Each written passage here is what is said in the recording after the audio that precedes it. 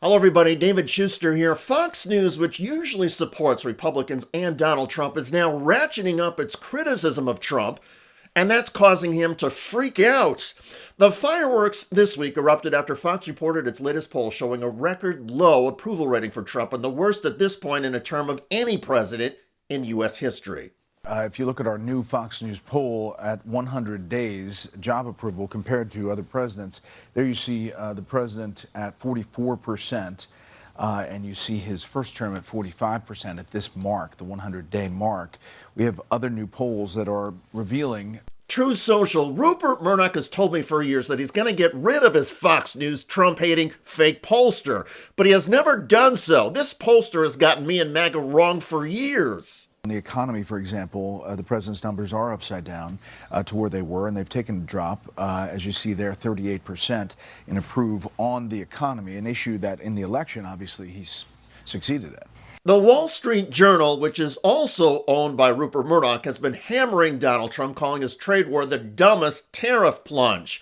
The Wall Street Journal also wrote, "We've courted Mr. Trump's ire by calling the Mexico and Canada levies the dumbest in history, and we may have understated the point.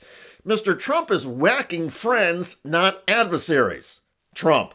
Murdoch, he should start making changes at the China-loving Wall Street Journal. It sucks. At times, the Wall Street Journal and Fox News have been a tag team in criticizing Trump on the economy. But when it comes to the economy, this is where it's a little trickier, and this is where his numbers have gone south. He's struggling on the economy overall with a 38% approval rating. On tariffs, it's even lower at 33%, and his handling of inflation also at 33%. Many Americans believe that the tariffs are inflationary or will be inflationary. That's the worry. The Wall Street Journal has a piece this morning, and the headline says, "Trump meets his match, and his match is the markets." The stock market is down. Many of us are invested in the stock market, and it's down 5% or more since April the 2nd, which was the announcement of the tariffs on Liberation Day. The economy was supposed to be Donald Trump's strong suit. But never mind the harsh reporting Trump is getting from Fox on that. The conservative channel is also blasting Trump's approach towards the war between Russia and Ukraine. Trump recently posted, "We are close to a deal," and said this. I think we have a deal with Russia. We have to get a deal with Zelensky, and I hope that Zelensky, I thought it might be easier to deal with Zelensky. So far it's been harder, but that's okay. It's all right. But I think we have a deal with both. You know, he keeps pounding Zelensky and saying it's harder to deal with him than it is with Putin. Putin, so far as I can tell, hasn't agreed to much of anything except, yes, he'd love to annex Crimea, which is part of the proposal that's before him now. That's no concession. That's just all that is taking a gain. Zelensky resists that because Crimea, up until the Russia invaded it 10 years or so ago, was part of Ukraine. So I'm not exactly sure what the president is talking about when he says that Zelensky has been more difficult to deal with than Putin. You know, there have been a series of ceasefire proposals. Putin either hasn't agreed to them or has immediately broken them. Putin underscored that the very next day. In the midst of the Trump talks, Russia bombarded civilians in Ukraine's capital. Tonight, Ukrainians reeling after the largest Russian attack on the country in nearly a year. Missiles and drones striking the capital, Kyiv, leaving at least a dozen dead and more than 100 wounded. An attack that prompted President Trump, whose administration is trying to broker a peace agreement, to directly call out Russia's President Vladimir Putin, writing on social media, "Vladimir, stop." And then from the Oval Office, I didn't like last night. I wasn't happy with it. And we're in the midst of talking peace, and missiles were fired. The Fox News morning show, Fox and Friends, was blunt. Vladimir Putin, I think, to a degree, is embarrassing President Trump. When he bombed Kyiv in this brutal attack, the worst, you're watching it now. Worst in a year. The worst in a year. And killed these innocent people, and you see the cover of the New York Post today. I don't know if we have it built. I can hold it up if you want. Just a woman sitting there. Here we go. Oh. This is what Trump is trying to do. to help this woman. But the New York Post, which is also owned by Fox News owner Rupert Murdoch, had the headline, "Words are not enough." That was a direct shot at Trump and his failed negotiations.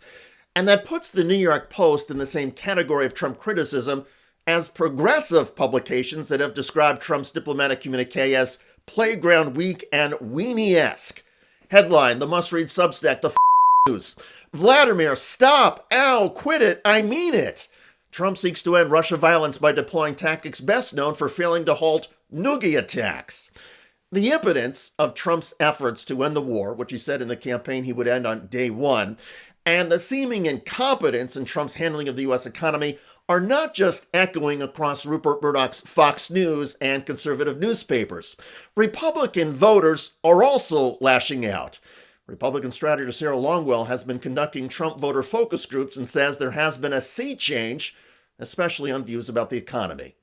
I mean, the main thing that has sunk in is that maybe Donald Trump doesn't know exactly what he's doing. Look, the fact is, when it comes to why a lot of voters, not all of them, not, the hardcore MAGA people, but there was another major slice of the Trump voting coalition that were people who just wanted things to cost less, right? They were upset about inflation. They were upset about the cost of housing. And they heard Donald Trump promise to lower the price of groceries. And that he was going to lower the cost of everything. It was going to be so easy and so fast. And when you listen to voters and focus groups, they say not only are things not getting better, but it feels like they're getting worse. And the level of uncertainty that they feel, and that is it. I really want to, it's the uncertainty that you can hear from people. You'll get some who are, they're still fans of Donald Trump, but they're kind of like, boy, I hope this works out. I'm not sure.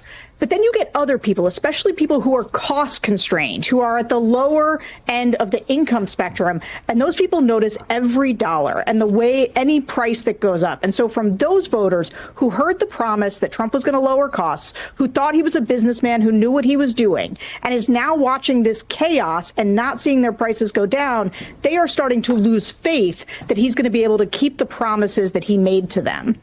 And that frustration, that anxiety among Trump voters is inescapable. And it's become so apparent that even Fox News feels safe reporting the harsh reality about Trump.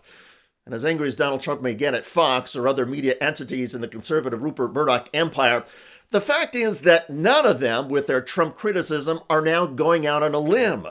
Trump's numbers are down across the board, and Trump's own voters are souring on him and frustrated. By the way, Fox News host Laura Ingram just got humiliated and shamed on her own show by a Democratic lawmaker. Right now, we are worried about the constitutional crisis. Right.